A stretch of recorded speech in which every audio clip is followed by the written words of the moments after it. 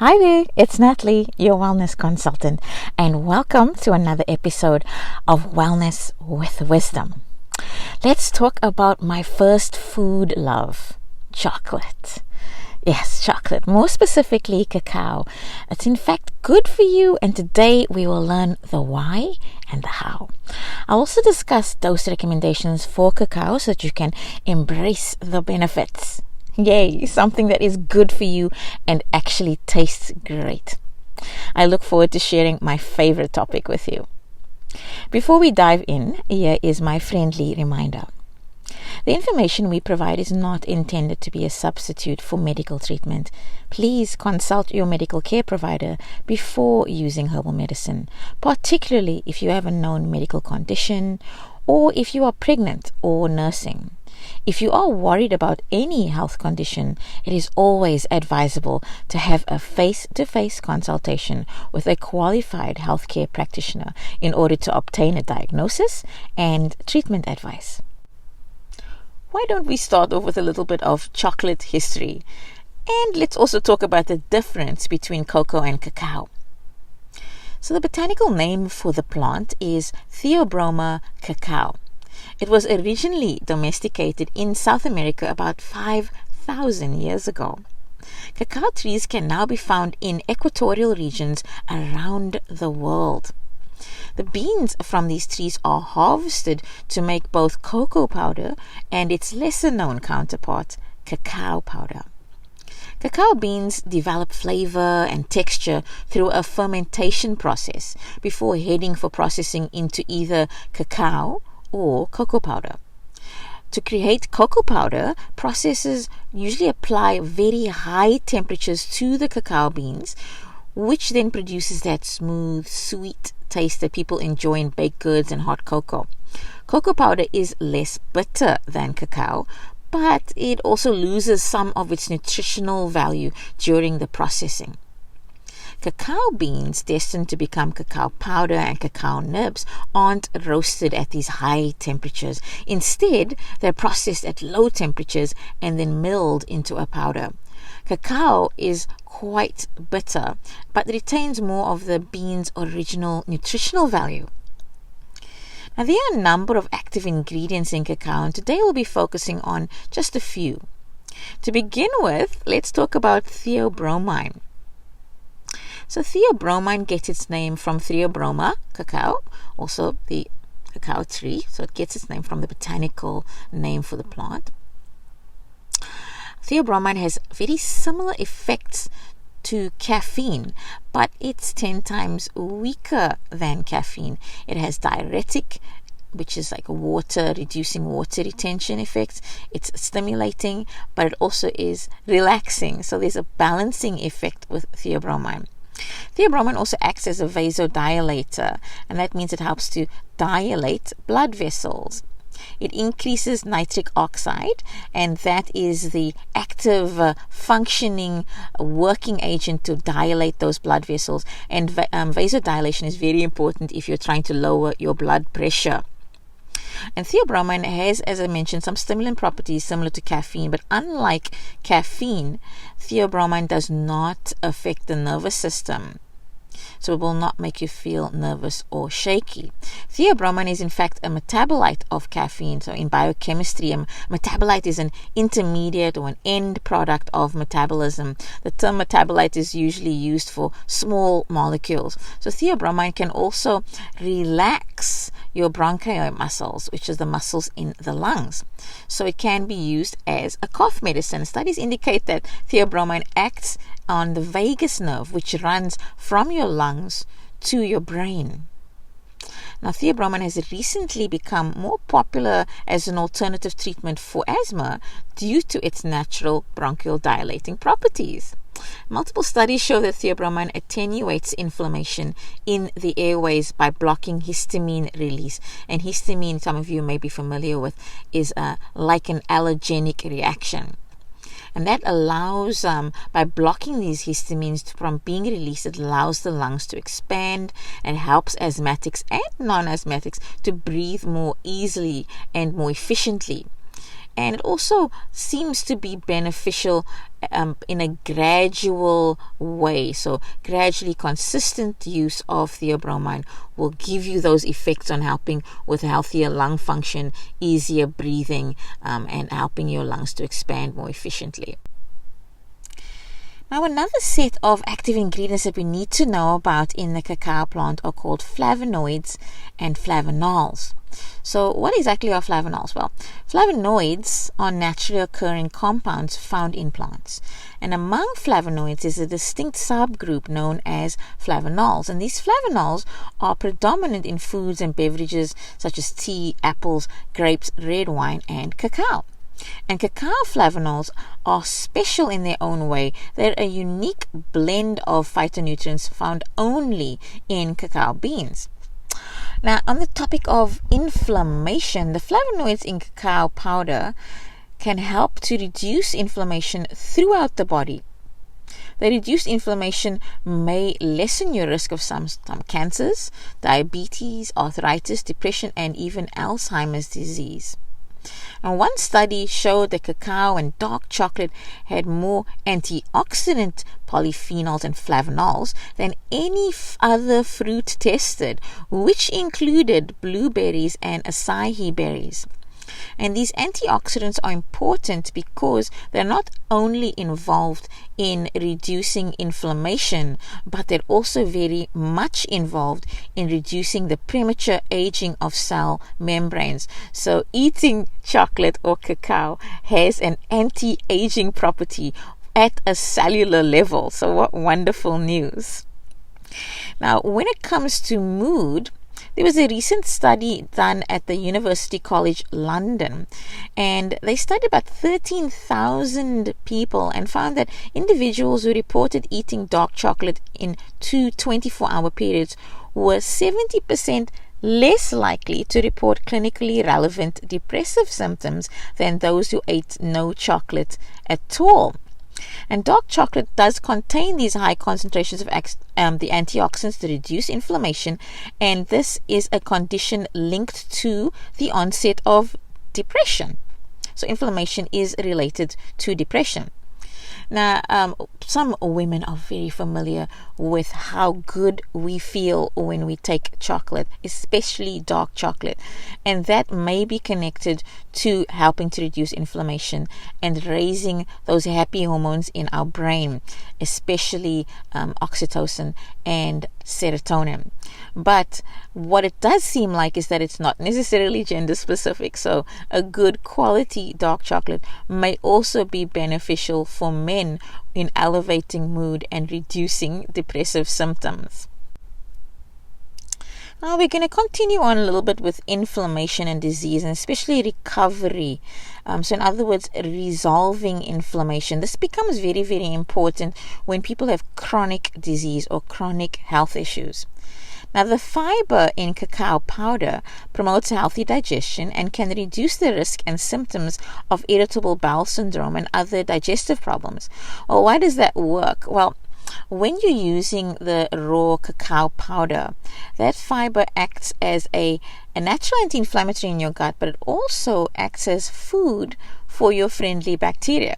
So we're not only feeding our tummies and feeling happy when we're taking cacao, but we're also making our microbiome, or those friendly bacteria in our gut, very happy as well. So if we can reduce inflammation in the digestive system, we can ease symptoms of irritable bowel syndrome. So the gas, bloating, stomach discomfort, and irregular bowel movements. Also, if you are having more regular prebiotic fiber from cacao powder, then you are also benefiting other digestive problems as well, just including things like chronic constipation or just generally feeling bloated or uncomfortable after meals. So having some dark chocolate after a meal is also beneficial for those purposes, or in fact adding the raw cacao powder to a shake or a smoothie once a day will get you to more of a therapeutic benefit, and I'll be mentioning dosing a little bit later in this program. Now, the next benefit in that inflammation control category is blood pressure.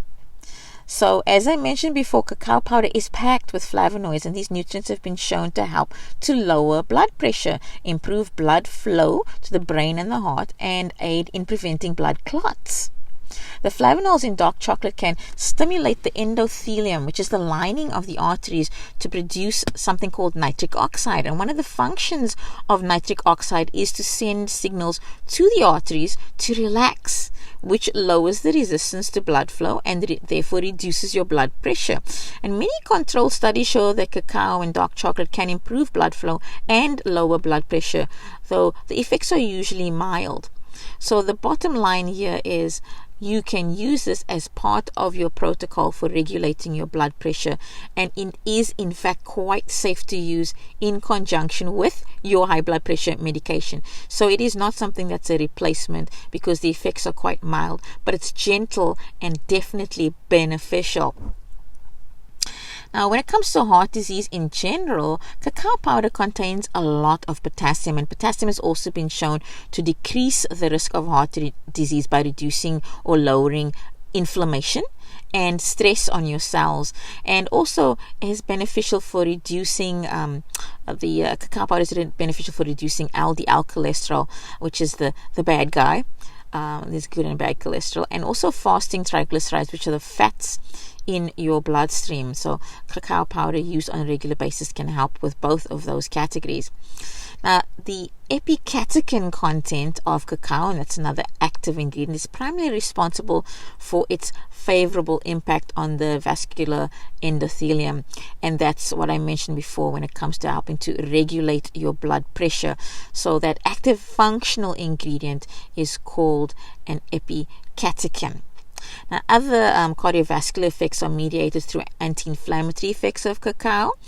In the category, those active ingredients would be polyphenols, and they modulate something called the activity of something called NF-kappa B. Now, NF-kappa B is generally a marker for inflammation, so it's not just inflammation in your cardiovascular system, but we're actually talking about inflammation systemically as well.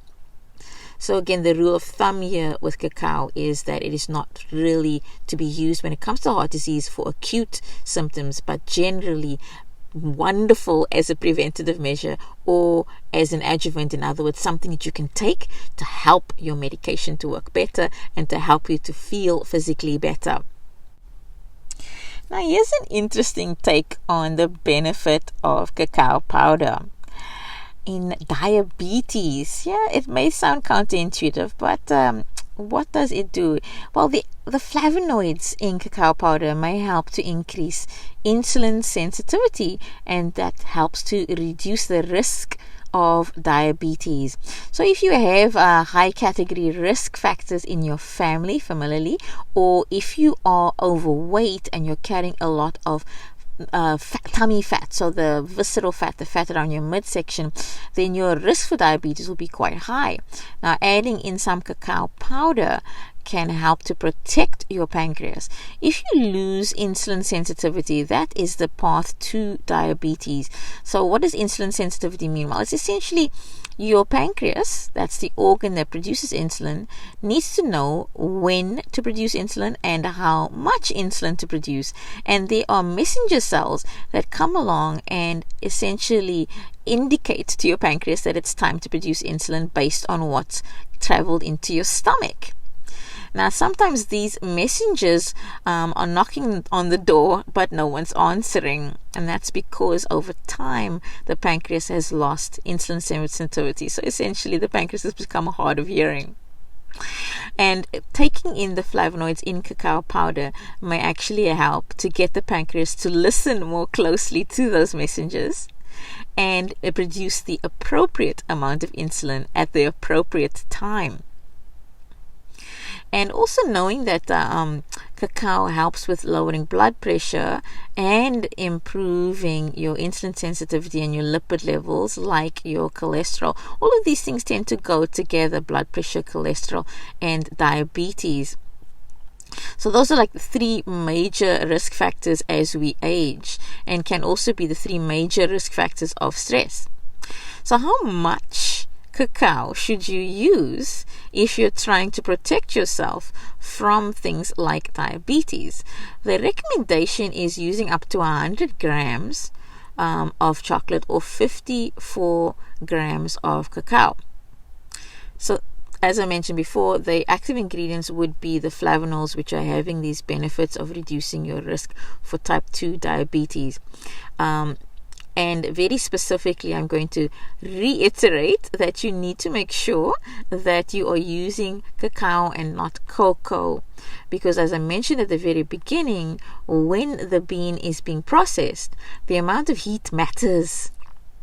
High heat gives us that nice sweet cocoa powder, which we love so much, and that's what's being used for chocolate. Lower heat after fermentation gives us all of these wonderful health benefits and gives us cacao powder or cacao nibs.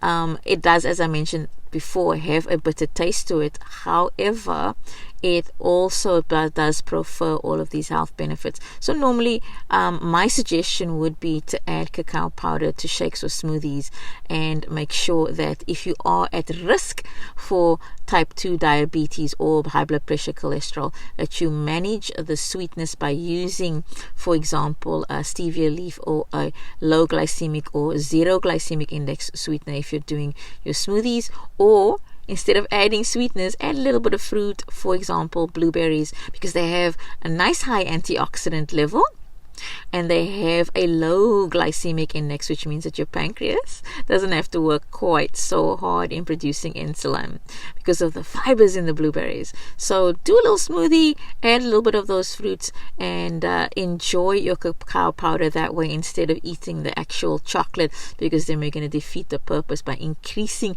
our caloric intake of sugar. Okay, last but not least, I'm just going to give you a little bit of a rundown on the nutritional value of cacao powder. So, as I mentioned before, the nutritional value is higher than cocoa powder because of the lower temperature in processing. So, here goes. It is an excellent source of iron. It does contain protein. It contains magnesium, potassium, and fiber. And per serving, so a serving size, let's say, would be about 2 tablespoons. A tablespoon is about 15 grams. So 2 tablespoons would be about 30 grams, 30 grams. So a caloric count for 2 tablespoons would be 130 calories. The protein content is 7 grams. Fats are 6 grams, carbs are 13 grams, and fiber is 8 grams, 0 sugar. And there's about 50 grams of caffeine in cacao, which is about half a cup of coffee. So if you are supremely super sensitive to caffeine, keep that in mind. But it is a very, very small amount of caffeine. So as I mentioned before, the carbohydrates, especially the fiber category, are the foods for your friendly bacteria. It'll also be what prefers some of the energy that you would need for the day. The protein and the fat content is nicely balanced between 7 grams on the protein and 6 grams on the fat. So it's a well-digested fat to help us with digesting protein. Did you know that? You need a little bit of fat in your meal in order to assimilate protein more efficiently. They like each other. It's just not having too much fat. And then lastly, as I mentioned, no sugar. All right, because we normally add sugar in, so don't worry about the sugar count because there is none in actual cacao powder. Now, in a 100-gram bar of dark chocolate, which should be in the range of about between 70 to 85% cacao, that would contain 11 grams of fiber. It would give you 67% of your recommended daily allowance of iron, 58% of your recommended daily allowance for magnesium, 89% of your recommended daily allowance for copper, 98% of your recommended daily allowance for manganese. It also has lots of potassium and phosphorus, zinc and selenium. Now, in the case of the bar, though, all of these nutrients would come with a 600 calorie marker. So keep that in mind, because there are moderate amounts of sugar in dark chocolate bars. So you need to eat them in moderation. And normally what you'll hear from your practitioner is maybe have a square once a day. Now, the wonderful thing about cacao is, as I mentioned before, it has caffeine in it, but it also has magnesium. And what does magnesium do? Magnesium has a relaxing property. So the balance between the energy and calming the muscles and the nerves are why having raw cacao will never give you an energy crash. So it's never going to spike you up like a purely caffeine source would be, like a cup of coffee, and then drop you very, very low. Cacao taken on a daily basis is actually going to help to keep your energy levels more stable and prevent you from feeling nervous or anxious because of the magnesium content. So what a wonderful whole food that gives us good, wonderful energy without any of the side effects of taking something that's too stimulating. That was fun. I really enjoyed sharing some information on the wonderful world of chocolate and why it's so good for you. I hope you enjoyed it, and I hope you're going to dash out and go and find some good quality cacao powder to add to your diet and enjoy. So that is all I have for you today. If you have any questions, please feel free to reach out, and I'll be happy to respond in further detail. Keep in mind that you can also find me on my YouTube channel, Wellness with Wisdom, or on Instagram at wellnesswith_wisdom. Thank you so much for taking the time out of your day to have a listen to this broadcast. Be kind to your sisters. Be patient with your sisters. And uplift your sisters. Thank you so much for watching. I hope you found this video helpful. If you did, please consider clicking the like button, subscribe, and yes, hit that notification bell so you'll know when next I post new videos. Have a wonderful day and keep well.